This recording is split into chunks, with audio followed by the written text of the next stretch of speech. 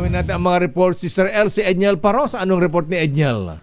Ito muna lakay, ang Armed Forces of the Philippines, pinaplansya na ang panuntunan sa pinalawak na Direct Mission Program. Ano yan? RH52, Edniel Parosa. Edniel. Tinatrabaho na lakay at Sister L ng Sinatahang Lakas sa Pilipinas itong implementing guidelines ng pinalawak nitong Direct Commission Program. Kasunod yan ang direktiba ni Defense Secretary Gibo Teodoro na mag-recruit ng mga professionals ang kasundaluhan upang makaagapay sa Comprehensive Archipelagic Defense at pagiging multidisciplinary na ngayon ng pwersa ng militar.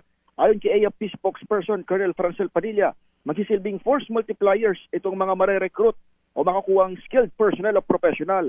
Partikular na hanap ng DND ay mga eksperto sa cyber operations, artificial intelligence, engineering, aviation, communications, research and development at iba pang emerging technologies na maaaring sumabak na bilang puwersa ng AFP. Inatasan ng kagawaran ang kasundaluhan na bumalangkas ng merit-based na commissioning para sa mga mare-recruit na professionals. Sabi ni Padilla, swak itong expanded direct commissioning na utos ni Teodoro sa AFP modernization, malayong makasabay naman sa mga nagbabagong hamon sa ngayon. Ako sa Edniel Porosa, nag-uulat para sa DZRH. Una sa Pilipinas, una sa Pilipino.